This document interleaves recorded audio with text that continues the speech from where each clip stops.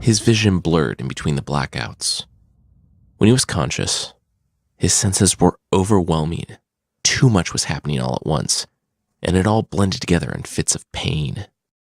All his tortured mind allowed him to process was the loud pop and crackle of the fire as it consumed him, a terrible cacophony overpowered only by the cackling of the Aesir gods, who laughed as his body burned. His name was Freyr, a revered leader of the Vanir. He had traveled to this foreign land as an act of diplomacy. Trying to form a truce, he taught the Aesir the ways of the harvest. He gave these gods abilities beyond their wildest dreams, with spellcraft fit to feed all of Asgard. But such powerful magic always had a downside. And when things went wrong, the denizens of Asgard weren't about to blame themselves. His head nodded back up, and through the smoke he saw Sif, Bragi, and Hodr among the other Aesir gods in the crowd. "You brought this upon yourself," one of them chided him. "You'll burn among your poisoned crops." He didn't see who was taunting him. It didn't matter. Only days ago, they were willing pupils for his lessons. Now, they could hardly even stay seated, drunk on mead and cheering ever louder as he became engulfed in the flames started by the very crops he had enchanted. Though the pain was great, he knew he would survive. Freyr sighed and finally, mercifully, blacked out. Hours later, he awoke to find himself alone in Odin's hall. The cruel gods of Asgard were likely off somewhere celebrating his supposed demise. So, he crawled from the still burning coals, dusted the ash of the harvest away, and snuck out of Asgard to make his way home.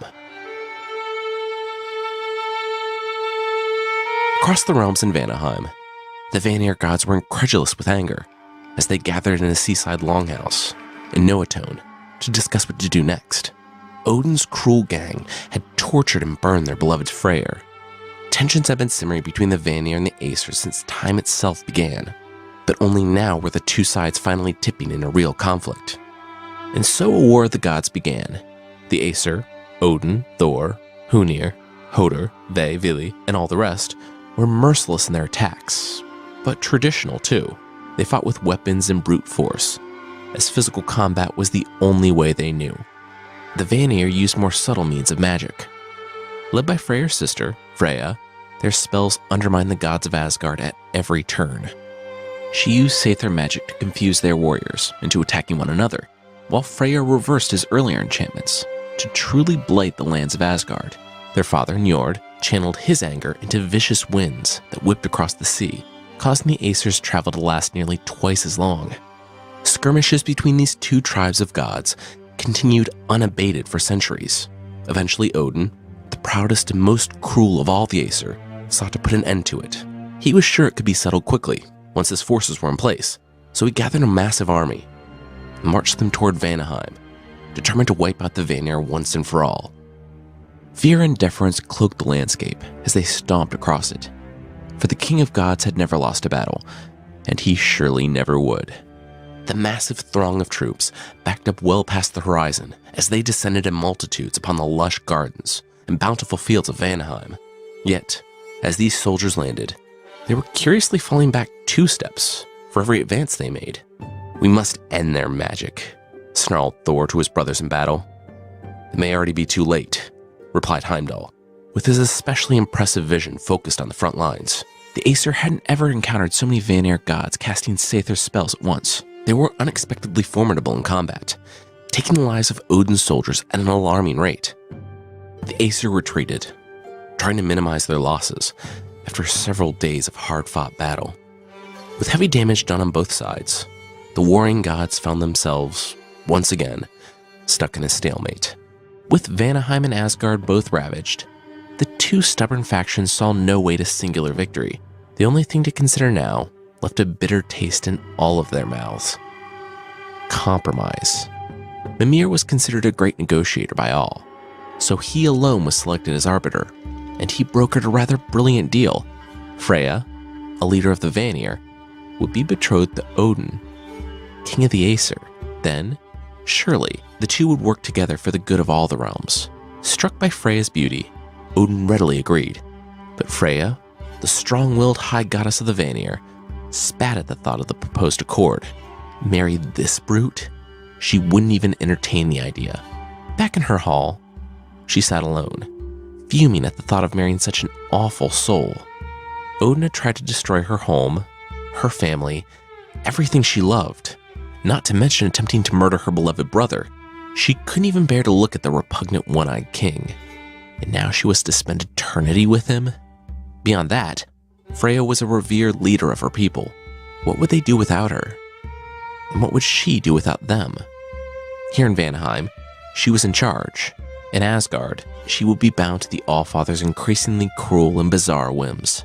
After days of agonizing over the wedding that increasingly appeared to be her fate, she eventually considered her resistance to be a bit selfish. Before her was the rare opportunity to unite the realms. What's more, her people would be better off with a deal in place, and so she acquiesced. Still, Freya swore she would never forgive Mimir for using her as a pawn in his negotiations. Even though the bride managed barely a smile through the entire event, the marriage of Odin and Freya meant peace at long last, and that alone was cause for celebration throughout the realms. The Allfather wasn't one to let the opportunity for a party slip by. At his command, it was an opulent ceremony with days of drinking and feasting that none would soon forget. Odin took in his beautiful new wife, bathed in golden candlelight that refracted off her extravagant Vanir jewelry, framing her face in the warm glow. She looked back at him, and for once, with the promise of peace resting behind his curled smile, he didn't seem too vile. At last, after centuries of war, peace rippled across the realms.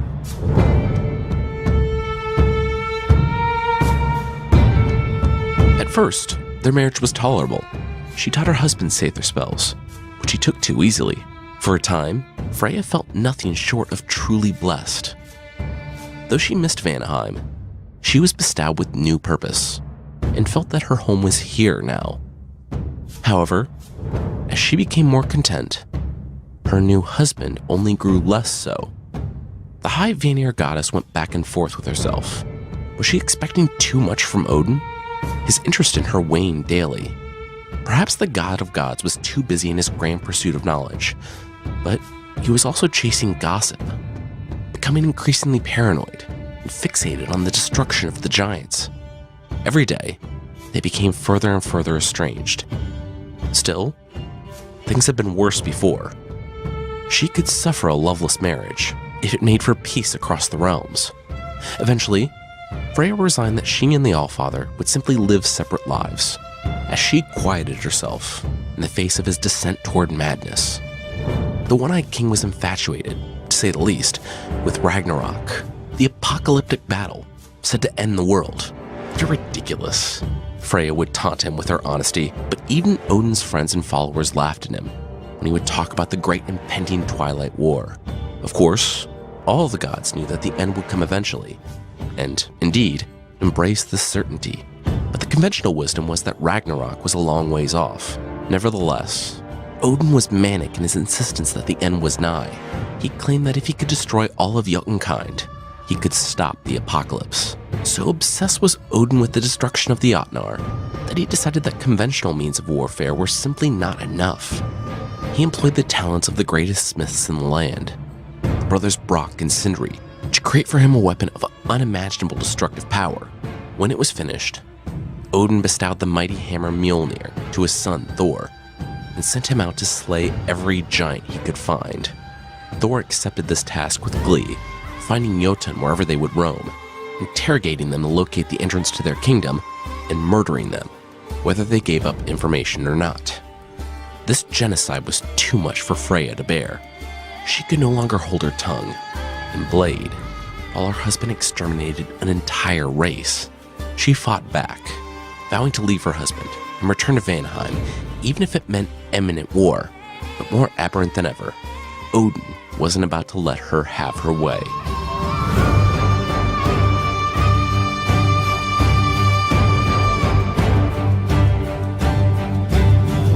stranger to sneaking out of the Aesir Kingdom, Freya had nearly reached Asgard's high gates when Odin interrupted her. His voice bellowed, echoing off the protective walls. "Freya, this betrayal aches. We could have saved the realms together. I'll curse you so your spirit breaks, and banish you betwixt forever. Please, don't." Freya attempted to plead to her husband's more tender nature, but it, like his sanity, was lost. Odin swiftly cut her off. "To never make harm by your hand, or visit this most holy plain. Forget your home, that lush green land. Finished is your reign." The Allfather, eyes flaming, loomed above her. She stammered, gasping for air and making every effort to counter with an incantation of her own, but she just couldn't grasp the words. Long ago, when their marriage seemed to have hope, Freya had taught him the ways of Sather. Back then, Odin laughed it off as a lark. Though he was skilled in it, his interest appeared to be solely for patronizing her. The other Aesir gods made fun of him even for that, as magic was considered a less than manly pursuit. Only now was it apparent. Odin had mastered the craft and kept it secret. Now, instead of casting spells, Freya was feeling their twisted effects. Her vision was blurring fast. She stumbled as the nausea set in. She felt warm and tired, and then it all went black.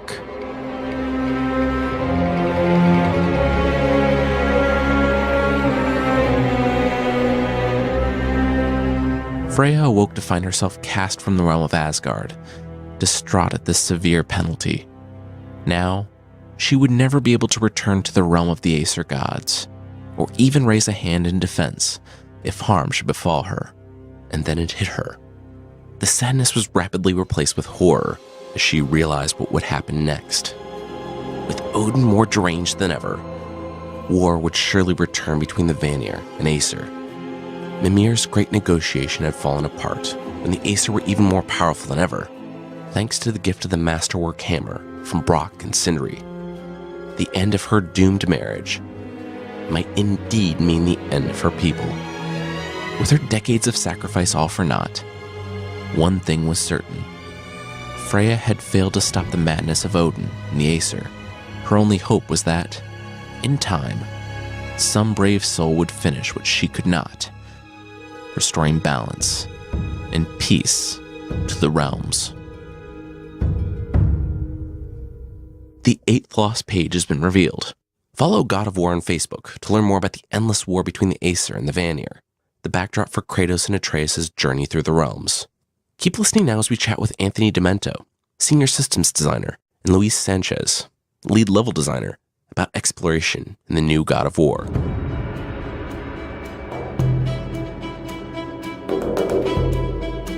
So to start, would you guys please introduce yourselves and talk about your roles in the game? My name's Luis Sanchez, and I'm a lead level designer, kind of focusing on exploration. Anthony Demento, I'm a systems designer. I work on everything from progression to quests to exploration content, a little bit of everything.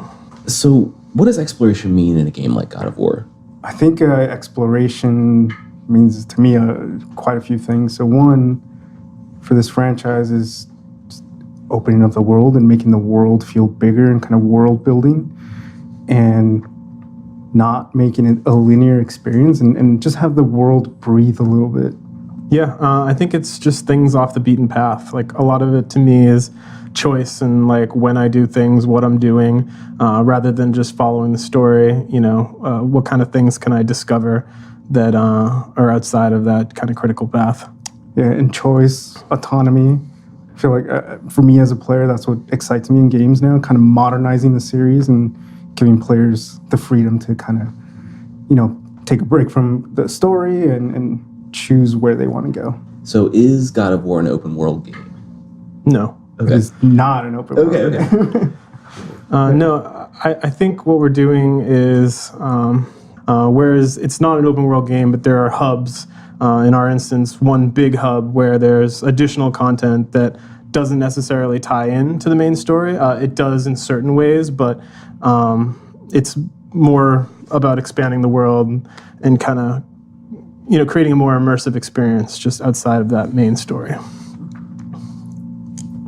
How does exploring the world for this game feel different than, or how is it different than the previous God of War games?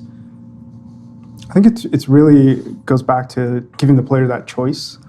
The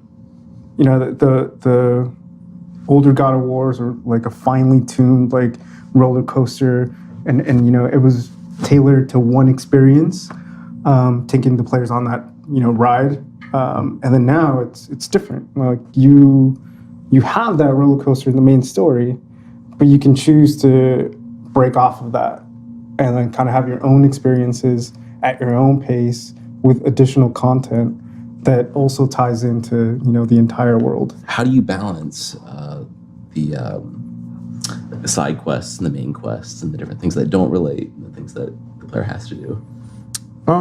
It can be a challenge sometimes because there's not like a defined order in which you do things. So in some cases we had to create an order to it, which is a challenge from a design side, where we want to tell a story, but when you can do things in any order, there has to be some way to kind of guide players, but still maintaining that choice, which is, like we said, so important with the exploration content. There's also, with God of War, it's different because there's not really friendly NPCs like you would see in like a standard RPG or MMO. So it's finding like who is giving you these quests and, what are their needs? What are the stories they can tell? Why are those stories interesting? And how do they tie into the bigger game world? Yeah, and then I think just from a design standpoint, one thing we found out is we have to present the player with the fork. So clearly kind of telling them like, hey, you've just finished up a chapter, even though we don't have those, spelled out for the player. But somehow telling them that, like, this is a good spot where, like, if you want to, take a break, you can. And here are your two choices. So how do you tell, what are the challenges of telling, like, a coherent story in this sort of format?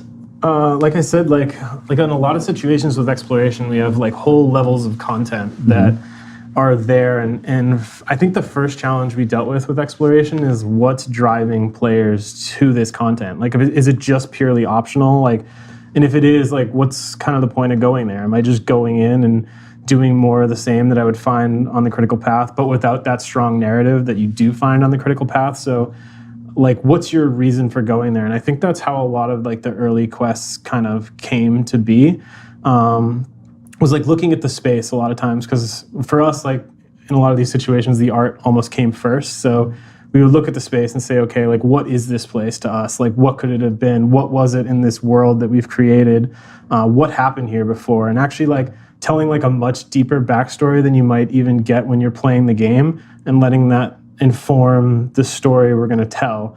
Like, I can think of one level in particular we were looking at and we were just like, well, what could this be? Like, it could have been a prison. It could have been a storeroom. It could have been, like, a collector's, museum almost, and, like, finding out what fits best, but also makes sense with what the artist was creating when he built it, and then coming up with a story for why you're going there. What are you getting there? Like, who needs it? Why do they need it? What are they going to make you with it? Which is the other thing that I think is really important with this content is what's your reward as a player? Like, if I'm not interested in the story, and there are some people like that, like, is there some sort of progression carrot we can dangle, something that makes Kratos stronger or Atreus stronger, or just kind of pushes you forward, gives you new things to do, new ways to do it? How do you lure players away from the main storyline and into some of these side quests? So I think our main avenue we found was the shopkeepers, which are Brock and Sindri.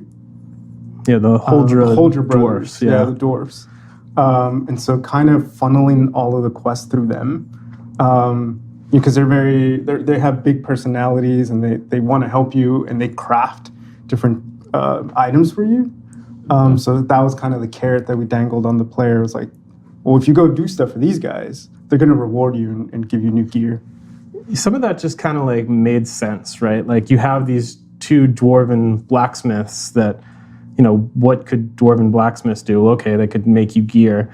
I think some of the bigger challenges, I think a lot of the game and the narrative was laid out before the exploration team kind of came together. So we had to take things that already had a strong narrative road paved ahead of it, and then figured out how to build these things into it. So we knew we wanted to craft stuff. We knew we wanted, armor sets and upgrades and things like that. So, how do we work these two guys who are, they have their own narrative path as well? How do we work them into quest givers, give them their own kind of side stories and motivations and things they need, and how to make that fit within the story that's already planning on being told. But I think a lot of it worked out pretty nicely. And then we also got opportunities to kind of expand in our universe. So one of the levels, for example, revolves around a golem, one of our big rock enemies. And through working on a side quest, we kind of told a little origin story about that enemy. And it became a soul eater. And it just gave that enemy some personality. And it was really cool, watching that whole thing play out and giving kind of a narrative background and building the world, It was cool too. In that same quest, there's you're kind of looking for one of Brock's friends, a dwarf with a green ring, and we knew we were going to have certain upgrades in this game, talismans, things you can equip that give you perks and bonuses and change your play style. But then taking what we established in the narrative there, this ring, and actually turning it into one of those kind of upgradable items. So now you have an item that's doing something for you in terms of gameplay, but now it actually has this narrative backstory. There's something meaningful about it, right? It's rather than just calling it trinket of Odin or whatever. It now has this kind of backstory that we've established through the side content. It means something more to you, which I think is always kind of cool. And then I think, just to kind of taking a step back, looking at all the things that go into a side quest where it's there's a combat, there's a narrative hook, there's a progression, all of that stuff makes for strong content. And I think the goal is to not have the side content feel any different from the main content and still have that high production value that, Santa Monica is known for. Does it usually work like that, having the narrative first and then the exploration, or do they usually work in conjunction? Or I just don't know. I'm just. I think it depends. I'm just here earlier in this project, so I think maybe we got ahead of it in a lot of ways, but it was kind of par for the course for me. I think, maybe next game, when I think a lot of it too, exploration became much bigger than we ever planned for it to be from the outset. I think we were looking at maybe adding an additional 5 to 10 hours of content, and then it became a lot more. I mean, just putting together a list of all the quests and side content we have yesterday. I went over and talked to Luis, was wow, we actually have a ton of stuff to do, which is really exciting. It just became a lot bigger than we thought, which is one of my favorite parts of working here in general, is just the quality of what we're working on is always the most important thing. So if you have a good idea or something that you think is going to make the game better, the studio and the leadership here is always very eager to let you do that and let you explore that. And our own exploration turned it into a much bigger and more robust experience. Yeah, I mean, everybody here, it's just a tremendous studio with a lot of talent. And I think the number one thing for me is everyone's really passionate about the project and what they do. And we have a lot of specialized roles. Mm-hmm. And then you can just talk to someone and be like, hey, I was thinking this system should work this way. And then I have full confidence that they'll just run with it and I don't have to worry about it. And then I can focus on, my discipline, which is great. Yeah, I mean, I think that's a really good point. Like I said, it is one of the best parts about working here, is even when you bring some of these ideas to someone in another department, a lot of times they'll take that, they'll run with it, they'll put their own spin on it, they'll add something to it, whether that's narrative or art. Do you guys work with the writers of the main narrative to kind of strike a similar tone, or? So the writing group, they have someone that's just on exploration. Okay. But that person works with the main writer, the two main writers, and they kind of make sure that tonally it all feels the same. But it's good to have one person that's our point of contact for exploration. Yeah, I think when you're doing side quests, like, and I think we established this really early on. There needs to be a lot of close communication between, you know, the systems or quest designer and myself, the narrative people writing this, and in our case, the level designer who's kind of creating the space where all this stuff is going to be.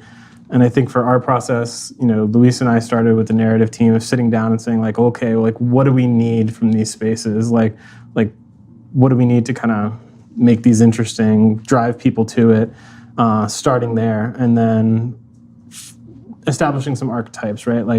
Like so we don't have too much of one thing. Like not everything can be a fetch quest, or not everything can just be like, hey, go kill these 5 guys over there or whatever. So making sure, you know, there was a variety of things to do that service the content, but then also told an interesting story. And sometimes like one thing would kind of be the start of it. Like sometimes it was a really good narrative idea, and then we'd figure out how does that service the area, and then where should we put it. Other times it was like, well, we have a really good idea for like a gameplay element, and that would kind of be the seed that the quest sprouted from. So I think that collaboration between, you know, the 3 departments and even further with art and animation and everybody is what makes this stuff strong. With any game development thing, it takes a team effort, and I'd say it's certainly the case for exploration. Yeah. But it's a very organic process. Yeah, just seems like it. iterate on it and just kind of try things. And then I think on our team, because we're not heavily tied down to any like storyline, we're like with the critical path, we have a little more freedom to try things out, and kind of it's more malleable, which is cool. Yeah, and I think Corey's given us a lot of freedom too. Yeah, where, definitely. Like I think early on, like because like we were saying, that narrative, a lot of it was established where we thought, well, maybe we'll be tied down, we won't have as much freedom, but like almost everything we've kind of put in front of him, like he'll put his own spin on it and he'll give feedback, of course, but he's kind of let us run with it and do our thing, which has been pretty great. Yeah, but yeah, he's great. I really like him as a director, and like the story he's created for the main storyline is awesome. And then with the stuff that we propose, he's always kind of pushing, you know, the writers, especially in us, to like make it more interesting and have it be at the same level as the critical path stuff. So. I think what's important about Corey too is this game's so big that like for guys like us who are down in the trenches, like it's hard for us to see that whole big picture all the time. You know, like I've talked a lot about the narrative, but at the same time, like I don't know every beat. I don't know exactly how everything plays out. So when we have an idea, Corey does know, like he does have that full scope of the game. So when we bring something up, he knows enough, of course, as director to be like, well, that's too similar to this. Let's tweak it this way. Or this would actually tie in really nicely with this other moment in the game that happens earlier on. Let's push this back. Let's tweak this. And now it all kind of ties together. And I think those are the things that get him excited as a director, is like, how does this side content tie in with the world? Because like we're saying, you know, with exploration, you want to create this world that you want to be in, that you can kind of get lost in and be immersed in. And the more everything ties together, I think the stronger that is. So you mentioned like fetch quests and like. Are there things that people will find familiar, like former God of War players, and things that people will find surprising? Like for me, I think a lot of this game is very vastly different than everything or anything God of War has done before. Of course, there's that core, right? The combat, Kratos, the world, the mythology is familiar, but there's so much we're doing that is different, and that's in a good way. I'm not saying that anything with past God of War was bad. It's just an evolution of where games are going these days with more progression, and especially, you know, we're going from what old God of War was, you know, a 10, 15-hour experience to something, you know, double or more of that. Yeah, I think too, like with the narrative, like Kratos in the early games, he was just kind of a rage monster. Like he didn't have a lot of sympathy for other people. So when you're introducing quests that are inherently helping someone, I think it's kind of cool in the narrative now where you have Atreus, right, who is this counterbalance to Kratos, where there's some lines I really enjoy with the quest where this guy's like, hey, can you help me with this? And one in particular, Kratos just goes, no. And the kid's like, Dad, like, come on, like, let's help this guy. Like, he's almost like kind of pushing Kratos to be a better person. And I think that's a strong part of this story and this game in general, is seeing this character evolve from what we know, what we've seen for 10 plus years of this character. He's different now. He's growing. He's maturing, and part of that is his son. And I think that's my favorite part of the narrative with the quest, is just Kratos teaching the son lessons, and then the son teaching Kratos lessons as well. How do you approach it differently from a game with just a single character exploring? Because is it more challenging to design the exploration parts, or is it more fun, or does it just give you more options? I think it just gives us more options, and it is easier for us to create the narrative because of everything Anthony just said. We're like, now Kratos has someone else that he cares for and someone else to kind of talk to and bounce off of. It just makes it easier, especially with a younger character like Atreus, where he's got the childlike wonder of like, whoa, look at this place. Let's go look over there. Dad, come on. He's just genuinely excited to explore this world. And, Kratos being dad, like he's going to go along with it. Yeah, I wouldn't say it makes it any more difficult. I think on a game-by-game basis, you look at your main character's motivations, where, maybe you could say it would be easier in a game where your main character, his job is to go out and hunt monsters and stuff. So, that's his motivation. For us, like, Kratos' motivation is to get stronger, to be able to handle these challenges, but it's also that father and son relationship. So it's just a different motivation, and then you kind of write to that. You're still going out and doing things and playing the game just for different reasons as a main character. Yeah, I think for another thing to note for exploration and all the side quests that we built, a lot of the foundation was built around father and son gameplay and building that bond between them, and almost tackling of like, well, what's the purpose of this quest? Like, what is Kratos going to teach his son, or vice versa? What is Atreus going to teach Kratos? Yeah, so, I think the narrative's evolved with that in mind in a lot of places. I feel like almost all the quests have some sort of lesson, like a specific lesson that Kratos is trying to teach the son, whether it's managing his expectations or anything like that. And at the same time, like, I know as a huge God of War fan, before I even came to the studio, we're trying to do some throwbacks to stuff that's happened in the game's past. Like, anywhere we can sprinkle that stuff in, I think is great. Like, definitely, yeah. I think there is a lot of fan service in what we're doing. And there are callbacks to different games, and then just even themes from the past, that father-son relationship, because Kratos, is a son too, and his father is Zeus. And we kind of call back to things that have happened to Kratos and allude to things that have happened, and kind of knowing what happens, Kratos knowing what happens between him and his father. Right. And the fears that might happen with him and his son.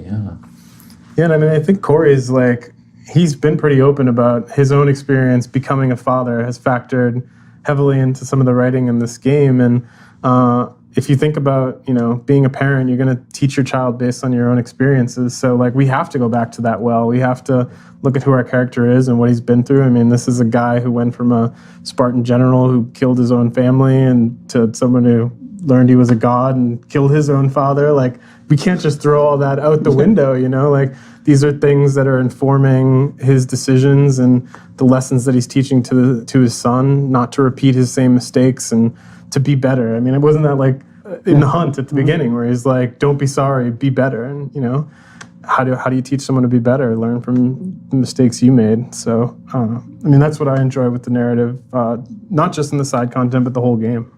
Were there any sort of side quests that were especially interesting to develop, or ones that you're especially proud of? It's tough to kind of pick one and single it out as something I really There's a lot like. of little moments I feel like that are really good, and I'm really proud of. Like the Soul Eater too, in the Valender Mines, like that was cool. Kind of proof of concept of like, the side content has to be on par with the main content, and it has to have the narrative side of it. It has to have the cinematic aspect to it. So I think I'm pretty proud of that moment as well. I think I'm probably most proud of like the breadth of the side content, because like I'm someone who enjoys story, but we have guys in the team like more gameplay focused guys who just we have guys who will play a game on mute, you know, and like, but there's stuff for them too. There's stuff like, you know, I can just go there and do something and get a reward for it, and there's, you know, it's still cool and fun. And then there's stuff for me that, you know, is a good story. There's going to play on your emotions a little bit, and you know, there's stuff that kind of ties together and tells a whole story. And then I think another thing I'm particularly happy about is like the first exploration level we ever did was this space called Hail to the King. Well, at least that's what we called it at the time. Just kind of testing out what exploration would be in our game. A lot of times things like that won't stick, but I mean, it's something that's evolved over time thanks to the hard work of a lot of different people, and it's still in the game, and it culminates like an entire quest line for us in a really cool way that, you know, it means a lot to me just because I've been looking at it for like almost 3 years now and seen it grow and evolve. And as a developer, like when you work on, you know, we put so much of ourselves into these games that like when they come out, like that's my favorite part, is putting the game in and seeing like all of your team's hard work kind of pay off. And when I look at that level, like that's what I see. It's just like years of our lives that we spent kind of making this game, and how far we've come, and, you know, makes it worth it. Yeah, that level that Anthony's talking about, it's a very wide open area, and it's got this big valley in it. So there's a lot of height difference, and it's very open. You come out, and then there's this big vista where like you're up top on the valley, kind of looking down into it. Super picturesque and grand. There's a few spaces that we have like that in exploration where they're just big, wide open areas, and those are something that I'm proud of, and kind of how we were able to like tailor and kind of mold those spaces into really cool experiences for the player, and kind of give the player that sense of freedom, but also at the same time guide them through the whole level. You mentioned that this game was bigger than the previous games. Like, how long is this game, and like how does that relate to previous games? It's bigger than I think any of us expected it to be. And that goes for both the exploration and the main content. Like I feel like both of those have turned out bigger than we thought they would be. Mm-hmm. And I think what's exciting for us, like where we're at right now with letting people play test the game and see it, is a lot of these spaces we created that are meant to like be a place you can kind of lose yourself for a while. You know, you never know with that. Like, are people just going to go and check it out and leave? Or are they going to kind of hang out there for like 4 or 5 hours? And we've seen through the playtest, like guys are sinking a lot of hours into a lot of these spaces, which is great. I mean, it means they're enjoying the content. You know, they like the core enough to go and do the optional stuff. They want to keep playing. And that was really a goal with exploration too. It's like, if you like the game, you want to keep the lifespan going beyond that, you know, whatever the story ends up clocking in at, whether it's 10, 20 hours, like there is more, and it's not just tacked on, it's more within the world, and it's new and it's exciting. And seeing guys kind of sink that amount of time into these extra levels it's a good feeling. I think that's key. Just kind of reiterating that it's not tacked on. It's not an afterthought. You know, there's a whole team dedicated to this, and it's a lot of work went into kind of weaving this whole thing together, you know, with the rest of the game and making it all feel like one experience. You mentioned like fetch quests, and like what types of different quests or different actions can people send out? Can you send players on? Yeah. I don't know if that's too much of like a look behind the curtain, but no, I think that's great. Something that I've always been interested. So one thing Sony Santa Monica, being a Sony studio, affords us is this like a lot of other sister studios where we can have some knowledge share. And I think that's been super beneficial to us as a whole, and to exploration in particular. They sent me and another designer, Nick Eberly, out to Amsterdam to sit with Guerrilla when they were finishing up Horizon and get some ideas of how they were doing their game, which is a full-on open-world game. They sent Luis and another one of our exploration designers, Ian Miller, up to Sony Bend to take a look at Days Gone and get an idea of how they're doing some of their stuff. So we were able to like get exposure to these open world games that are in development with people, you know, who work for the same company we do, get that whole behind the curtains look at things. And I think for me in particular, that time with Guerrilla was extremely beneficial, just looking at how they broke down their quests where they kind of segmented them into A quests, B quests, C quests, and D quests. Not necessarily in terms of quality, but I guess almost the amount of work that would go into it.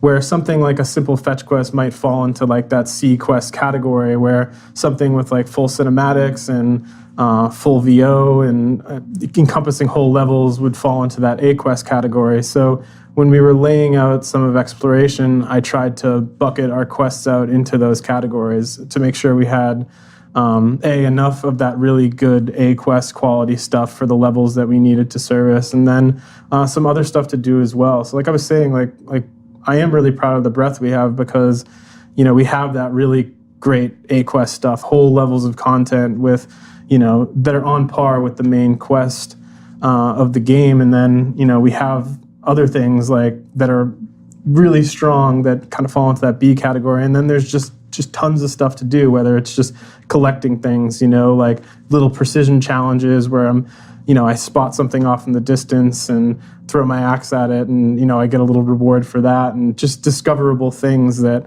kind of keep you poking around in every nook and cranny and Treasure looking for maps. something. Yeah, I mean, treasure maps, secret quests. yeah, Like there's something for everybody, which is cool. Like the other benefit of like having such a large team is that you can draw from those people and say like, hey, what do you think this? Or they'll just come up to you and say like, you know what I loved in X and Y game? This one aspect. Do you think we could do something like that in our game? Like, sure.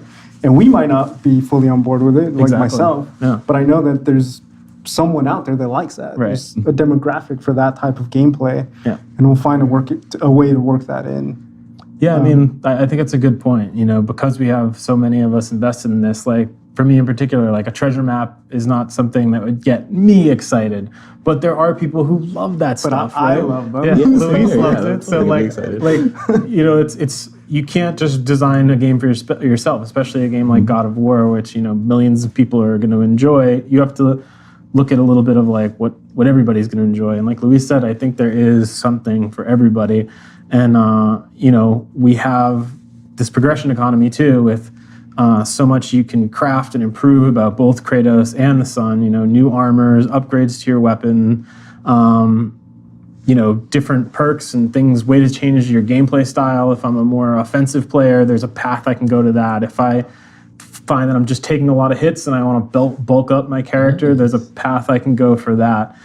If I use my weapon specials all the time and I want to like improve my cooldown, there's a path I can go for that. And the more of this exploration content you engage in, the more currency you're going to have to try those different paths and try different things. Right. All of the exploration content, always feeds back into the main game, into the meta game, and getting resources to craft things, to get new armors, to get new specials. It all feeds into the same system.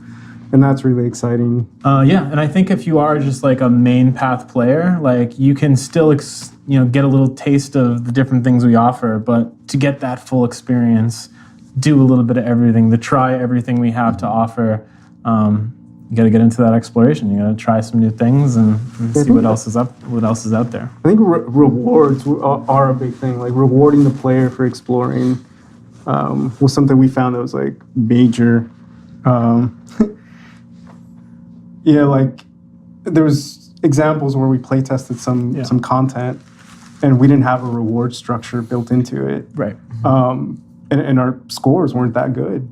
But then as soon as we added like a good reward at the end of that quest, the feedback was different. It was like the scores went up and they're like, yeah, that was awesome. The combat was great, the story was great, and the reward was good.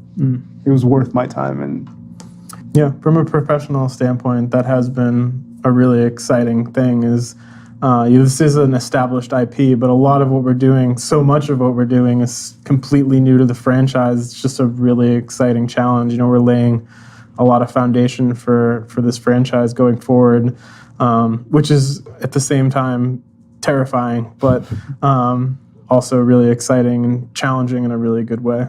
What are your favorite types of quests to make, and what are your favorite types of quests to play? I think an easy one for everyone is just killing things. So kill quests are popular. In one of the playtests like we had recently, like one kill quest that we had just scored really high, and I was like really surprised. And I was like, wow, people just like killing stuff. So Yeah. I think as a gamer, as designers, sometimes they'll tell us that every gamer can kind of fall into one category. You have people who are just really into experiencing story. There are people who are really into progression, checkboxes, completing things, feeling like there's a sense of accomplishment for what they're doing. There are some people who are just pure killers. They just want to kill stuff. And then there's competitors who just want to be better than their friends. And for me, I think I fall mostly into that progression category. I like the checkboxes and things like that. So really any sort of side content is great for me. I mean, playing other games, I'm the type who goes off and does all the side content before I go and finish the main game, sometimes to a fault where I burn out. And Yeah, I'm the same way. I'm a completionist for sure. So you give me a list. Yeah. I'll go through that list. Love lists. Love lists. So, and then in terms of like what I enjoy making, like I personally like kind of doing that architecture of the whole thing. Like with the quests, it kind of starts off of like, how is this flow going to work? Like when a quest giver is there, like what's the flow he goes through to get you a quest? Does he play a greeting? He call out to you like, hey, over here, I need your help. That leads into an interact, which then leads into a briefing. What are you doing in that briefing? Are you locked down? Can you run away? Is there an interruption? Are there check-in lines? When do I get my reward? When do I go back? Do I have to go back? What's the flow of the quest? I'm a systems designer, so like kind of building the systems is my favorite part. And like we've been saying, like all of this is completely new. So to get all this online, we needed to make a quest system, something the game didn't have before. We needed to make a resource system. We needed to make an armor system and a recipe system, and all that stuff kind of had to be built from the ground up to get to where we are today. So I think that was probably my favorite part. And for me, it's just the world building aspect of it. So I'm a level designer, and I just love building spaces and having them kind of wrap around each other. So one of my favorite games is Bloodborne. Their designs are just top tier, amazing. So that has been an inspiration for me. And so a lot of the exploration spaces kind of, call back to those games. And we have those little micro loops where you're unlocking paths, unlocking shortcuts. And it's not just for the sake of it, right? Like giving purpose to those paths and giving purpose to those shortcuts. And kind of looping around the space and learning an area, like mentally mapping it, to me is like where I get my thrills. For systems, like a lot of what a systems designer does is helping other departments. So like I get a lot of enjoyment out of like finding out what these guys need when they're building their spaces and then figuring out a solution, how to make that, better, give them the tools that they need to kind of, make their spaces more engaging or give you more to do in there, and kind of creative problem solving together. Sounds like your job is to kind of like make the game as awesome as possible. I mean, that's all our jobs always. Yeah, that's true. Well, thank you guys so much for sitting down.